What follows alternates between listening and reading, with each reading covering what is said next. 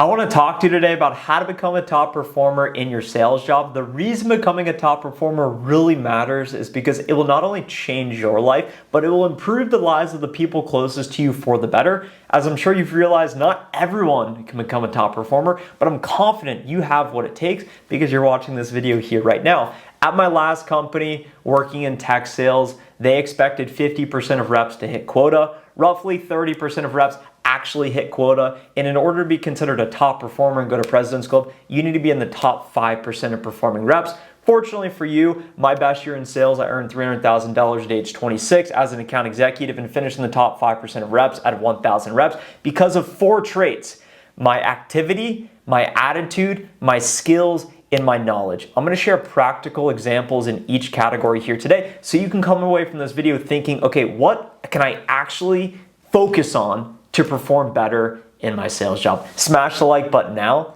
to improve your next commission check. It's going to go up, I promise you. Let's begin with attitude because that's the lowest hanging fruit and something actually in your control. I remember one day we had a company-wide Zoom meeting and the leadership got on and they said, hey, we want to make sure everyone can work on their own terms, but we're inviting y'all back to the office. We're going to do a hybrid work schedule and you have to come in the office 3-4 days a week. And I'm sure, as you can imagine, this got mixed reactions.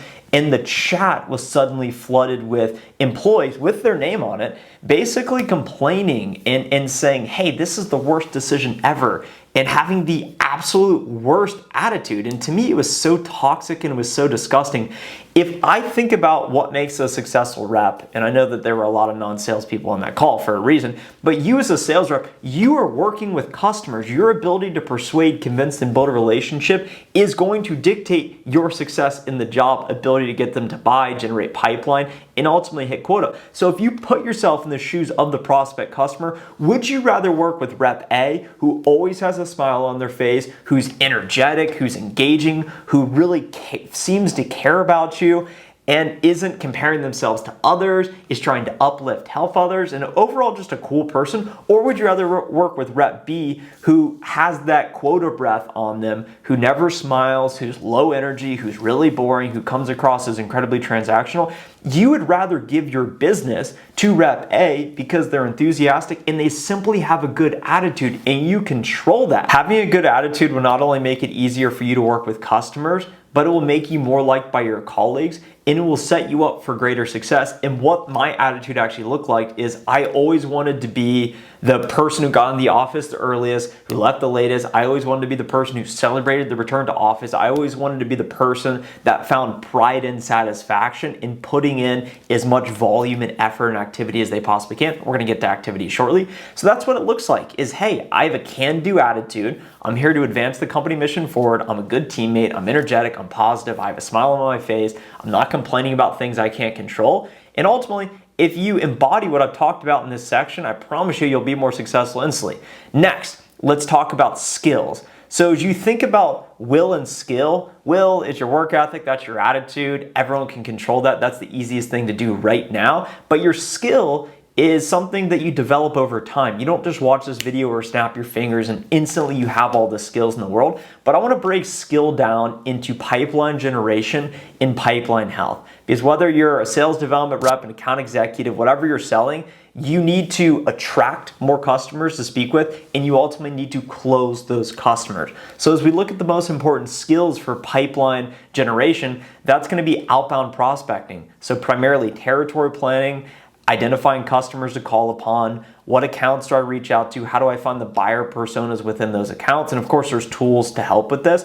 Next, how do I engage with those customers? I need to cold call them, I need to email them, I need to send them direct messages on LinkedIn. Next, pipeline health. This is managing your pipeline. So if you know you have a quota of $100,000, you know that you need at least 3-4x pipeline coverage to have a chance of hitting quota that quarter. And then you look at the actual deals that make up your pipeline.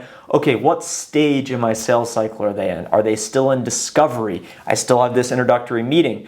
Are they in solution presentation? Am I giving a demo? Are they in business consideration? Am I negotiating? Have I gotten the vendor of choice? Do I now need to go through the procurement, the legal process, put together a mutual success plan. There are many, many skills from the very start of trying to get a meeting to the very end to actually getting the signature, closing the deal. So I want you to think about those skills I just outlined, and there's hundreds of other videos on my channels that break down especially the cold calling, the cold email, and the prospecting, so you can go find them on my channel. Next, activity. Activity is super important because you do not need to have skill to put in more volume. I learned this from Alex Hormozy.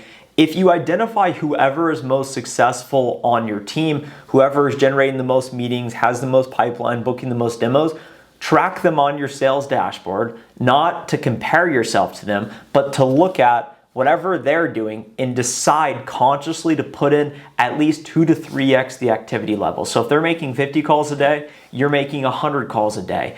If they set 6 meetings in a week, your goal is to set 12 meetings a week. Whatever they're doing, aspire to do twice as much as them and only focus on that. Only focus on the activity and the volume element, because that's why they say it is a pyramid at very different stages. You know that if you have 100 people that you get on a cold call, you'll have an answer rate of, let's say, 10%, 10 live conversations, set rate of, let's say, 50%, 5 set meetings, show rate of 20%, okay, 1 person who shows, and then a conversion rate of 50%, so 0.5. So you make 100 calls to ultimately get 0.5 opportunities. So you need to start making 200 calls. You need to start making 300 calls. Whatever it looks like to increase your top of funnel activity, that is the quickest way to be successful in whatever it is you're doing. And believe me, that was my strategy. I just decided, hey, I'm not the most talented. I don't get paid for my looks. I don't get paid for my connections. I don't get paid for my experience. I get paid because of my work ethic, because I'm willing to do,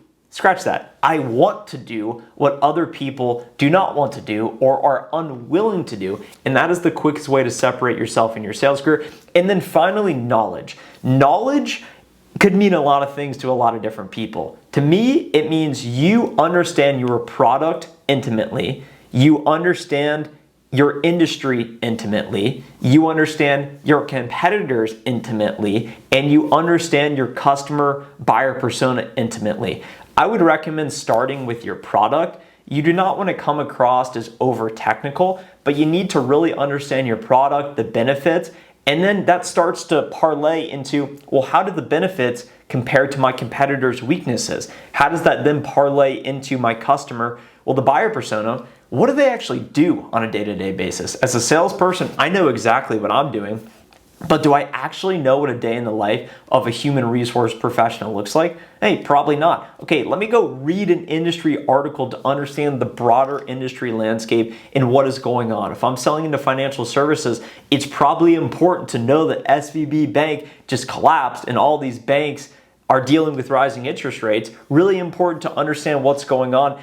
And the more you have in your arsenal by way of knowledge, the more valuable you are on the phone with your customers. So for example, when I'm a young 20s account executive and I have a meeting with a 51-year-old banking executive that I can look at their salary publicly and they make $1 million a year, why are they taking an hour out of their day to meet with me? It's because they view me as a specialist, as an expert in this particular domain we're talking about. So you need to show up as the expert, and that can only happen when you invest and you really understand the knowledge. In summary, in order to be a top performer in your sales job, these are proven. You need to have a great attitude, you need to up-level your skills, you need to put in massive levels of activity, and you really need to invest in your industry research. I hope you enjoyed today's video. If you found value, hit the like button now.